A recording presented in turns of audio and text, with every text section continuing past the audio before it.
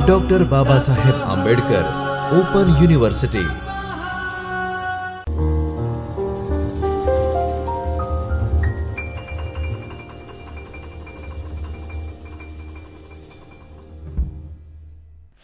નમો નમઃ. Doctor Baba Saheb Ambedkar open યુનિવર્સિટીના જ્યોતિર્મય પરિસરમાં આવેલા ચૈતન્ય સ્ટુડિયોમાંથી ભારતીય જ્ઞાન પરંપરા વિભાગના MA in Indian knowledge system અભ્યાસક્રમમાં હું શ્યામ પટેલ આપને આવકારું છું.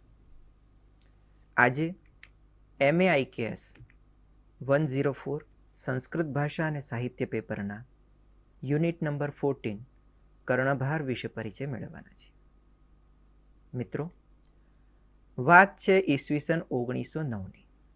ત્રિવેન્દ્રમના પદ્મનાભપુરમમાં સ્થિત એક લાઇબ્રેરીમાંથી મહામહોપાધ્યાય ટી ગણપતિ શાસ્ત્રીને નાટકોની કેટલીક હસ્તપ્રતો મળી આવી, જેનું અધ્યયન કરી 1912માં તેમણે ભાસરચિત નાટ્યકૃતિઓ તરીકે જાહેર કરી. તેમને ભાસ દ્વારા રચાયેલી જાહેર કરવા માટેનો આધાર બાણભટ્ટ અને રાજશેખરે પોતાની કૃતિઓમાં કરેલા ઉલ્લેખો હતા. બાણભટ્ટે કહ્યું હતું કે સૂત્રધાર કૃતારંભૈઃ નાટકૈઃ બહુભૂમિકૈઃ સપતાકૈઃ યશોલેભે ભાસો દેવકુલૈઃ. અર્થાત સૂત્રધારથી શરૂ થતા વિવિધ પાત્રોવાળા પતાકા સ્થાનકોવાળા ભાસના નાટકો શિલ્પો દ્વારા બનાવાતા વિવિધ મજલાવાળા ધ્વજા પતાકાઓથી યુક્ત દેવ મંદિર જેવા છે. આ શ્લોક દ્વારા ભાસના નાટકોની વિશેષતાઓ પ્રાપ્ત થતી હતી. જ્યારે રાજશેખરે ભાસના નાટક તરીકે સ્વપ્નવાસવ દત્તનો ઉલ્લેખ આ પ્રમાણે કરે છે: ભાસ નાટક ચક્રેપી છેકૈ ક્ષિપ્તે પરીક્ષિતુમ સ્વપ્નવાસવ દત્તસ્ય દાહકો અભુન્ન પાવકા. અર્થાત વિવેચકોએ ભાસ નાટક ચક્રને અગ્નિમાં નાખ્યું, પણ સ્વપ્નવાસવ દત્તને અગ્નિ બાળી શક્યો નહીં. આ શ્લોકના આધારે સ્વપ્નવાસવ દત્તમ એ ભાસનું નાટક હતું તે સિદ્ધ થયું, અને એ નાટકની વિશેષતાઓ રૂપે નાંદીના સ્થાને સૂત્રધારથી પ્રારંભ પામતા આ નાટકોનો જે સમૂહ એક સાથે પ્રાપ્ત થયો તે ભાસના જ રચેલા નાટકો છે તેમ ટી ગણપતિ શાસ્ત્રીએ સિદ્ધ કર્યું. મિત્રો, નાટકની શરૂઆતમાં રંગકર્મીઓ દ્વારા જે મંગલાચરણ કરવામાં આવે છે તેને નાંદી કહેવામાં આવે છે. અને ભાસની એ વિશેષતા છે કે તેમના નાટકોનો પ્રારંભ નાંદી પૂર્ણ થતાં જ સૂત્રધારના પ્રવેશથી થાય છે. હવે આપણે ભાસના નાટકો વિશે જાણી લઈએ તો ભાસે કુલ 13 નાટકોની રચના કરી છે, જેમાં રામાયણ આધારિત 2 નાટકો છે, પ્રતિમા નાટક અને અભિષેક નાટક. મહાભારત આધારિત 6 નાટકો છે, દૂતવાક્યમ, દૂતઘટોત્કચમ, કર્ણભારમ, ઉરુભંગમ, મધ્યમ વ્યાયોગ અને પંચરાત્ર. તથા મહાભારતના ખિલ ભાગ તરીકે પ્રસિદ્ધ એવા હરિવંશ પુરાણ પર આધારિત એક નાટક છે બાલચરિતમ. ઉદયન કથા પર આધારિત 2 નાટકો છે, પ્રતિજ્ઞા યૌગંધરાયણમ અને સ્વપ્નવાસવ દત્ત. અને કવિ કલ્પિત કથાનકવાળા 2 નાટકો છે, અવિમારક અને ચારુદત્ત. હવે આપણે આ 13 નાટકો પૈકી કર્ણભાર કૃતિનો પરિચય મેળવી લઈએ. ભાસ નાટક ચક્રમાં સમાવિષ્ટ 13 નાટકોમાં કર્ણભાર ટૂંકામાં ટૂંકું નાટક છે. શીર્ષકને સમજીએ તો કર્ણસ્ય ભારમ અધિકૃત્ય કૃતમ નાટકમ ઇતિ કર્ણભાર, એટલે કે કર્ણના ભારને ધ્યાનમાં રાખીને રચાયેલું નાટક તે કર્ણભાર. કર્ણનો ભાર એટલે કે કર્ણની સેનાપતિ તરીકેની જવાબદારી, એવો અર્થ સામાન્ય રીતે કરવામાં આવે છે. ડૉક્ટર GK ભટ્ટ આ ભારને સાયકોલોજીકલ બર્ડન તરીકે સ્વીકારે છે. કર્ણના મન પર ભાર છે, માનસિક ચિંતા છે, અને એ ચિંતા ગુરુ પરશુરામનો અભિશાપ છે. કવચકુંડળ વિહીનતા, અર્જુન સમાન મહારથી સામેનું યુદ્ધ ઉપરાંત માતા કુંતીને આપેલું વચન, આ બધું જ જે એકત્રિત થઈને કર્ણની માનસિક દશાને વિષાદપૂર્ણ બનાવે છે. જે ભાર શબ્દ દ્વારા વ્યંજિત થઈ છે એમ વિન્ટરનિડ્સ આ શીર્ષકનો અર્થ આપતા કહે છે કે ધ ડિફિકલ્ટ ટાસ્ક ઓફ કર્ણ. કર્ણે પોતાના કવચકુંડળ એક વચની અને દાનેશ્વરી હોવાના કારણે બ્રાહ્મણની યાચનાને ધ્યાનમાં લઈને દાનમાં આપી દીધા છે. અને આ કવચ કુંડળ આપવાનો નિશ્ચય તેના વિનાશનું કારણ બને છે. Doctor A.D. પુસાલકર કર્ણયોઃ ભારભૂતાની કુંડલાની દત્વા કર્ણેન અપૂર્વા દાનશૂરતા પ્રગટીકૃતા તામ અધિકૃત્ય કૃતમ નાટકમ ઇતિ કર્ણભારમ એમ વ્યાખ્યા કરી છે. તેમાં તેઓ કર્ણ શબ્દનો અર્થ કાન લે છે અને કર્ણભાર એટલે કાનને ભારભૂત બનેલ કુંડળ. આ કુંડળનું દાન કરીને તેણે અદ્ભુત પરાક્રમ દાખ્યું છે.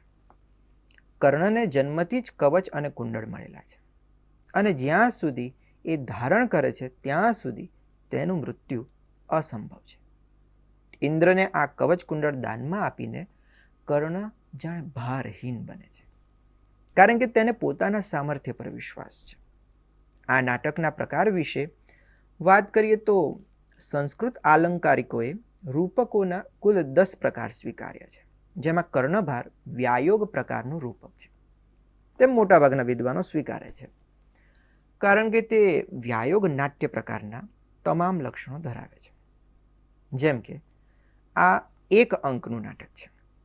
નટી શૂન્ય અર્થાત એક પણ સ્ત્રી પાત્ર વિનાનું છે. આ નાટકનો નાયક કર્ણ કુંતી અને સૂર્યનો પુત્ર હોવાથી પ્રખ્યાત કુળનો છે.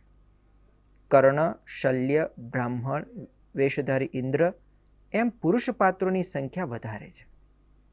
એક જ દિવસની સમયાવધિમાં આ નાટક પૂર્ણ થાય છે. સમગ્ર નાટકમાં હાસ્ય કે પ્રણય પ્રસંગ પ્રાપ્ત થતા નથી અને આ નાટકમાં સ્ત્રી નિમિત્તક નહીં એવા ભયાનક ભાવિ યુદ્ધનો સંદર્ભ છે. અલબત્ત કેટલાક વિદ્વાનો કર્ણભારને ઉત્સૃષ્ટિકાંક પ્રકારનું ઉપરૂપક માને છે. વિદ્યાર્થી મિત્રો, આ કર્ણભાર નાટકનું મૂળ કથાવસ્તુ મહાભારતમાંથી લેવામાં આવ્યું છે. મહાભારતના વિવિધ પર્વોમાં આવેલી કર્ણની છૂટી છવાઈ કથાઓને એકત્રિત કરીને ભાષ્ય આ નાટકનું સર્જન કર્યું છે. મહાભારતના શાંતિ પર્વના 5મા અધ્યાયમાં દાનવીર કર્ણના જીવનમાં આવેલ એક ઘાતક વિઘ્નનો ઉલ્લેખ પ્રાપ્ત થાય છે. દેવરાજ ઇન્દ્ર છળ કપટથી બ્રાહ્મણ વેશ ધારણ કરીને કર્ણની પાસેથી તેને જન્મની સાથે જ મળેલા કવચ કુંડળનું દાન માંગે છે અને કર્ણ બ્રાહ્મણ વિશે રહેલા ઇન્દ્રને જાણતો હોવા છતાં, વળી ઇન્દ્રના ઈરાદાને પણ જાણતો હોવા છતાં તે કવચ કુંડળનું દાન આપે છે. આપ આ કથાનકથી પરિચિત હશો. મહાભારતના વનપર્વમાં સૂર્યે કર્ણને ઇન્દ્રના વિચાર બાબતે ચેતવ્યો હતો અને પોતાના કવચ કુંડળ ન આપવા માટે પણ સૂચન કર્યું હતું. છતાં કર્ણે વિરોધ કરતા કહ્યું હતું કે જો કોઈ બ્રાહ્મણ પોતાની પાસે દાન માગશે તો પોતે તે દાન કરતા અટકશે નહીં. તે પછી ભગવાન સૂર્યે કર્ણને કવચ કુંડળના બદલામાં બ્રહ્માસ્ત્ર માગવા માટે શિખામણ આપી હતી. મહાભારતના કર્ણ પર્વમાં કર્ણ શલ્યને સારથી બનાવવા ઈચ્છે છે. શલ્ય તેનો સ્વીકાર કરે છે, પરંતુ તેઓ શરત મૂકે છે કે પોતે કંઈ પણ બોલે કર્ણ તેમને અટકાવશે નહીં અને માદ્રીના ભાઈ તથા નકુળ અને સહદેવના મામા શલ્ય સતત અપ્રિય વચનો દ્વારા યુદ્ધમાં કર્ણને હતોત્સાહ કરતા રહે છે. જૂઠ બોલીને પોતાને બ્રાહ્મણ બતાવીને પરશુરામ પાસેથી અસ્ત્રશસ્ત્ર વિદ્યાની તાલીમ લઈ રહેલા કર્ણનું વૃત્તાંત અને પરશુરામના અભિશાપની કથા પણ કર્ણ પર્વ, મહાભારતના કર્ણ પર્વ અને શાંતિ પર્વમાં આવેલી છે. મહાકવિ ભાસે આ છૂટી છવાઈ કથાઓને એકત્રિત કરી મૌલિક સુધારાઓ કરી કર્ણભાર રૂપે એક સુંદર નાટકનું સર્જન કર્યું છે.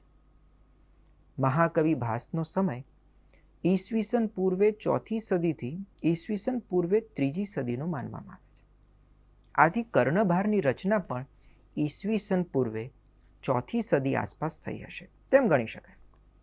ડૉક્ટર પુસાલકર કર્ણભારને ભાસની પ્રારંભિક રચનાઓમાં સમાવિષ્ટ કરે છે. આ નાટકનો મુખ્ય રસ કરુણ છે, જે સંસ્કૃત નાટ્ય સાહિત્યમાં અલગ છાપ પાડે છે. કૌરવ પાંડવોના ભયાનક યુદ્ધની પાર્શ્વભૂમિ ધરાવતા આ નાટકનો નાયક કર્ણ છે. આ નાટકમાં કર્ણના કારુણ્યસભર અને છતાં ગૌરવાન્વિત અંતકાળનું વ્યંજન આપણને પ્રાપ્ત થાય છે. મિત્રો, નાટકના કથાવસ્તુને નિહાળતા પહેલાં આવશ્યક એવી બાબતો ઉપર આજના આ સત્રમાં આપણે જાણકારી મેળવી છે. કથા વસ્તુને માણવા આવતા સત્રમાં ફરી મળીએ. ત્યાં સુધી આવજો. ધન્યવાદ. स्वाध्यायः परमः